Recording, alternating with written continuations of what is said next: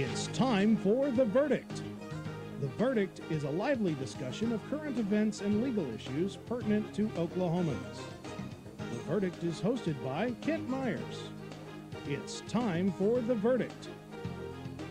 Good Sunday morning. I'm Kent Meyers. And as you can tell from the opening, absent from it is our usual co-host, Mick Cornett, who's out on the campaign trail. And for the next few weeks, I'll be handling the Verdict shows by myself, so bear with me as we try to get through the technical problems I may create in the process of doing the show, but our guests will more than make up for it by virtue of the information they give you. And speaking of that, just in a week or so, our Oklahoma legislature will be reconvening in the first Monday in February. And today we have the Speaker of the House, Larry Adair, joining us as our guest. We have not had Speaker Adair on before, and we apologize for that oversight, but we're glad to be able to remedy it today. We're going to be talking with the Speaker about what's going to happen in the upcoming session. What are the issues that are likely to be hot? What are the issues that are likely to be passed and not necessarily hot? And what should you, as a viewing public, be tuned into in this legislative session? So we're going to take a break now. We'll be back in just a second or two with our verdict guest for this Sunday, the Honorable Larry Adair, Speaker of the House of Representatives of Oklahoma. We'll see you in a minute.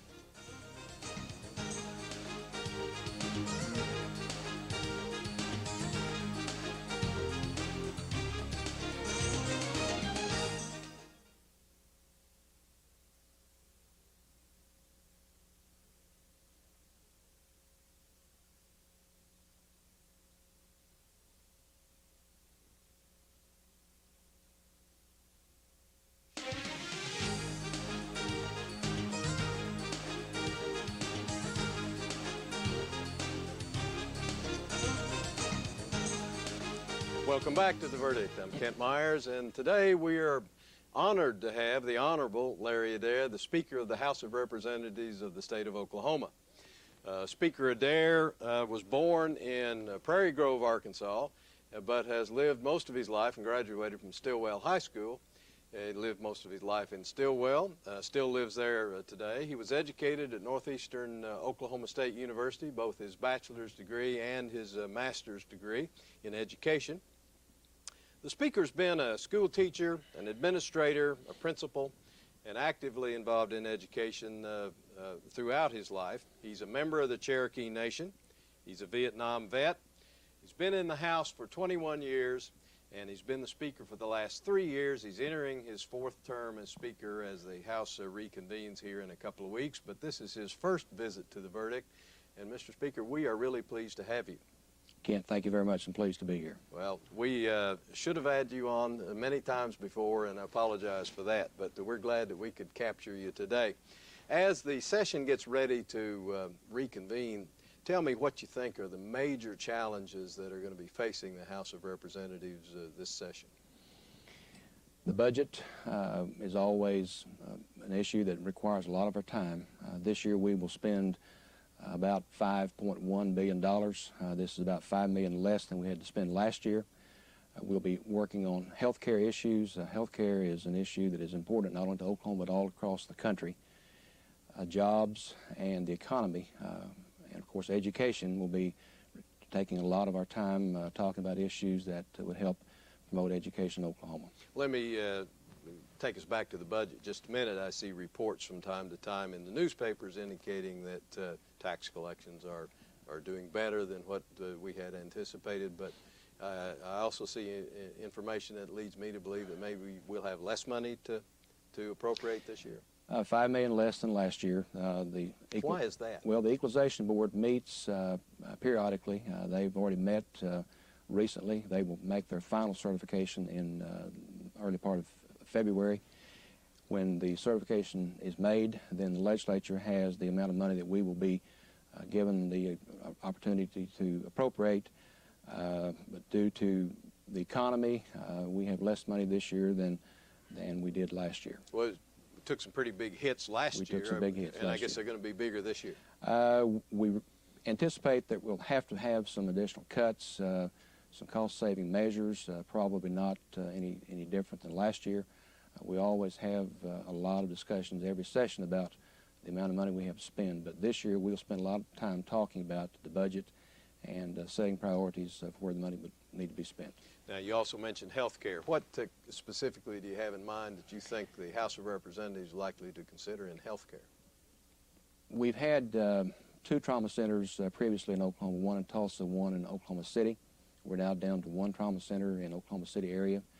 We know that we're going to have to provide some money to ensure that the trauma center here in Oklahoma City continues to operate. We'll spend a lot of time discussing how we fund the trauma care center and all of the medical needs across the state. Many of our elderly in nursing homes, prescription medications will be a top priority for the legislature this year, and everything that's part of hospitals, small community hospitals, EMS services, everything that's a part of health care will be on the table as we begin the session on February 2nd. We had Judy Hatfield, the chairman of the State Chamber, on a couple of weeks ago, and the State Chamber's #1 agenda item, among others, is a workers' comp reform. Do you anticipate the legislature being involved with that this session? We've had, certainly in previous sessions, a lot of work in reforming workers' comp. Representative Jerry Askins is the person that is sort of taking the lead on the House side for the Democrat members of the Democratic caucus. Representative Askins has done a lot of work in the area of workers' comp, and I anticipate that she will be working again this coming session on trying to bring about some needed things. One of the issues that we need to work on will be the guarantee fund. We're going to have to make sure that that fund is solvent. If it's not, then it's going to really cause some serious problems for workers' compensation in Oklahoma. Sounds like you got your hands full. We Let me ask you this, Mr. Speaker. Most of our viewers know generally what the duties and responsibilities are of their particular legislator, but you're the Speaker of the House. What are your duties, and how do they differ from the normal House of Representative member? I'm the Chief Executive Officer for the House of Representatives. My duties are very involved. I'm responsible for appointing all members to committees. I'm responsible for choosing the chairs and co-chairs of standing committees. I have responsibilities to hire employees of the House of Representatives, work with the President of the Senate, the Governor on a regular basis, get involved in negotiations. I'm involved with everything that goes on in the House of Representatives.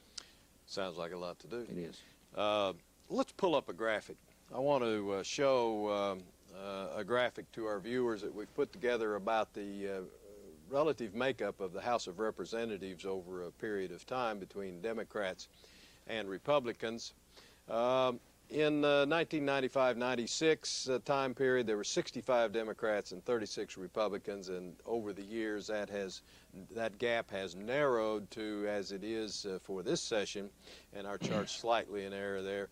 There are 53 Democrats and 47 Republicans and 1 open seat, but nevertheless, the difference between the number of Democrats and the number of Republicans has narrowed considerably. Thank you for the graphic.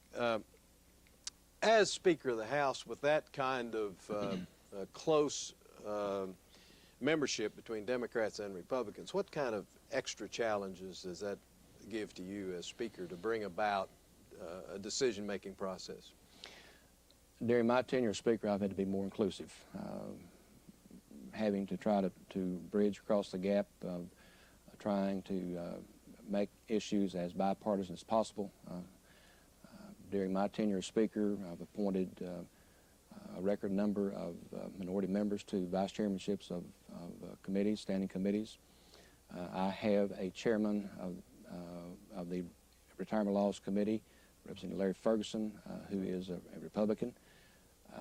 Most of the things that I've done the last 3 years have tried to be as bipartisan as possible.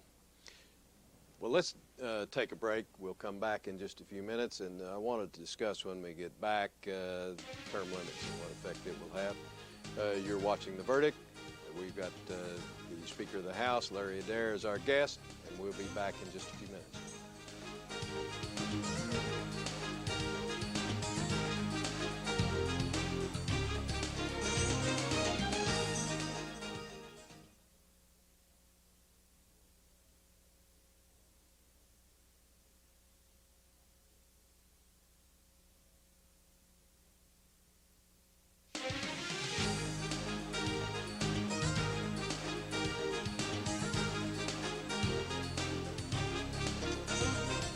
Welcome back to The Verdict. I'm Kent Meyers, and we are continuing our discussion with the Honorable Larry Adair, the Speaker of the House of Representatives of the state of Oklahoma.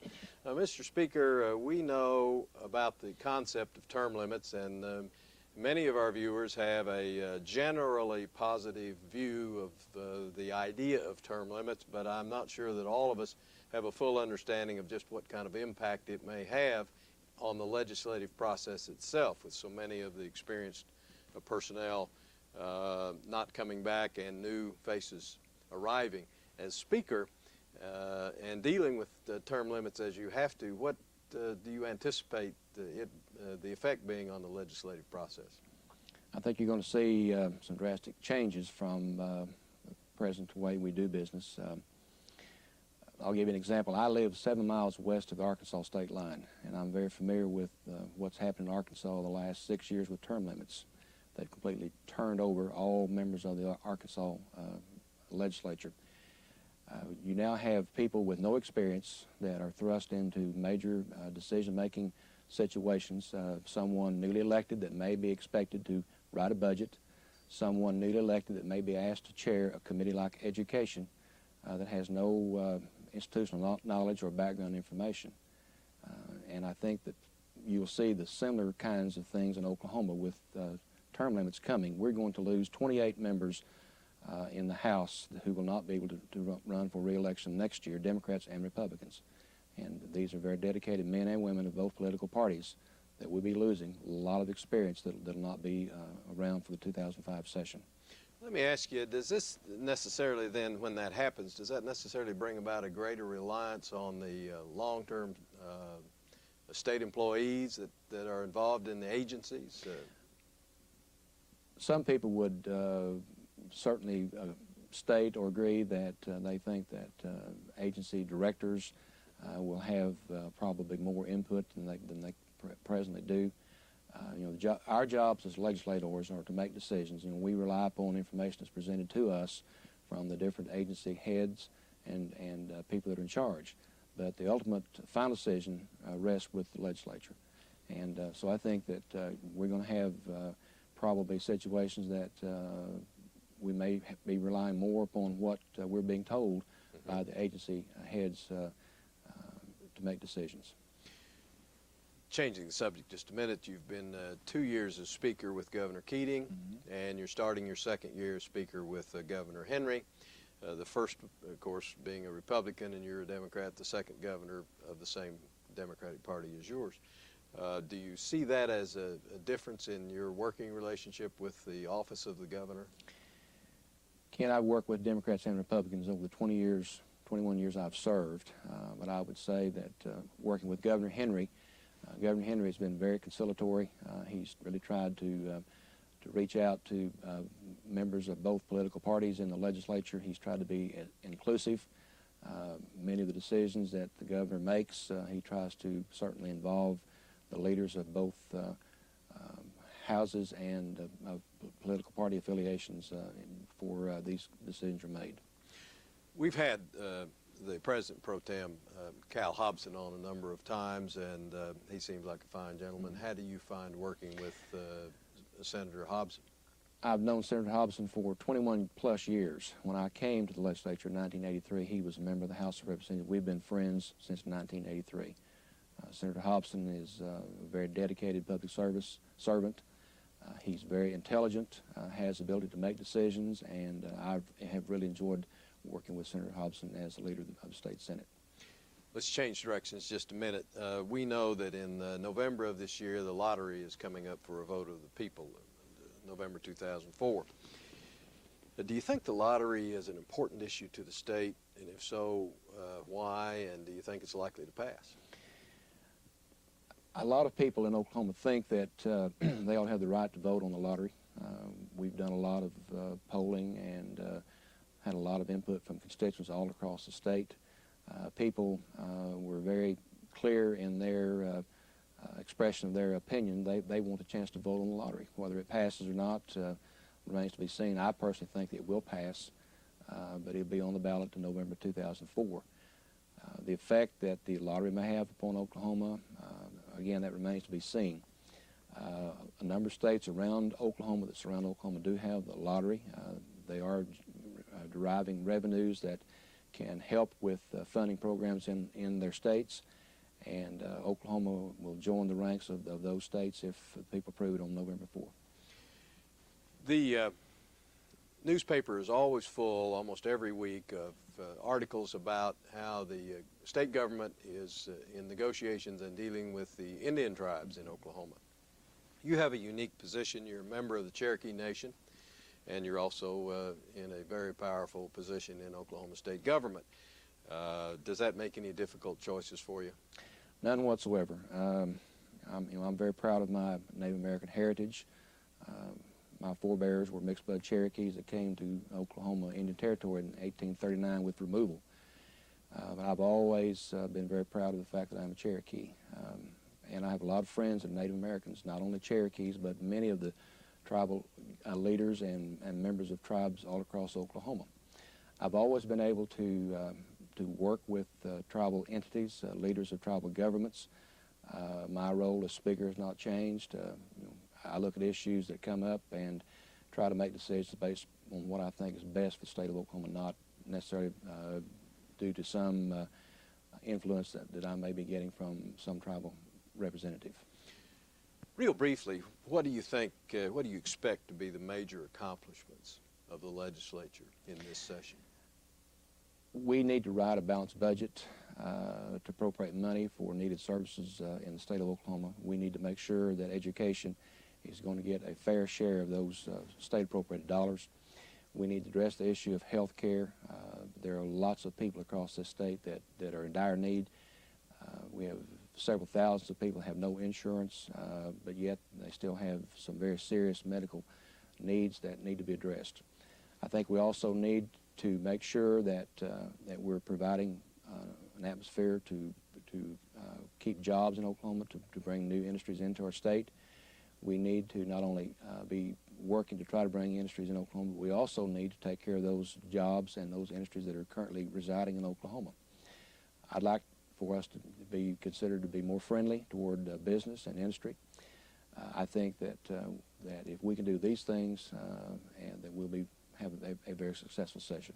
Mr. Speaker, I want to thank you for joining us today. We're out of time. We've been visiting with the Honorable Larry Adair, Speaker of the House of Representatives. I'll be back to visit with you in just a minute.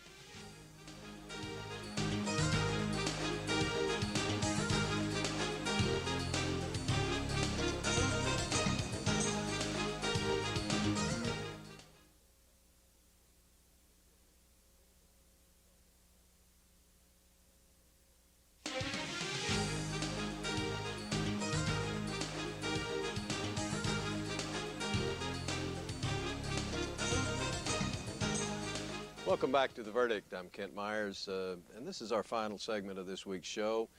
We have been visiting with the Honorable Larry Adair, the Speaker of the House of Representatives of the state of Oklahoma, just before the session begins.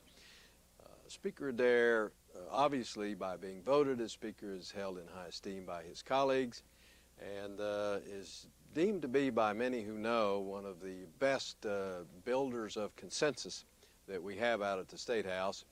He will, however, be serving his last term not only as Speaker but also representing District 86.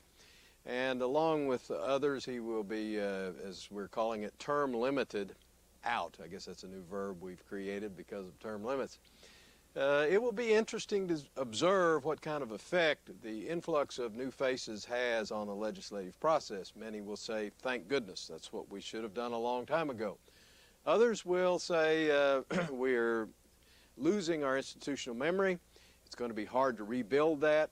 And just as soon as we get it rebuilt, it's gone again through the effective term limits. Only a close observation over the next few years will tell us whether it's turned out to be a good thing or a bad thing. But all of you will come to your own conclusions about that, although I'm sure on this show we will address it again.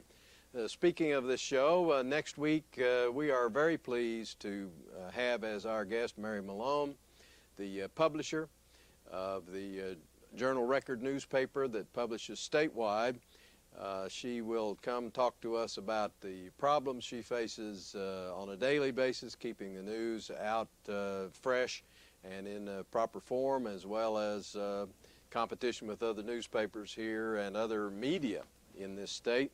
Very interesting person with a lot to tell us about the newspaper business.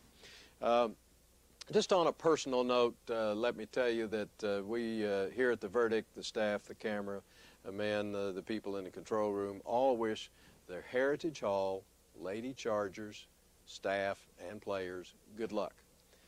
I'm Kent Meyers. Thanks for joining us today. We'll see you next week.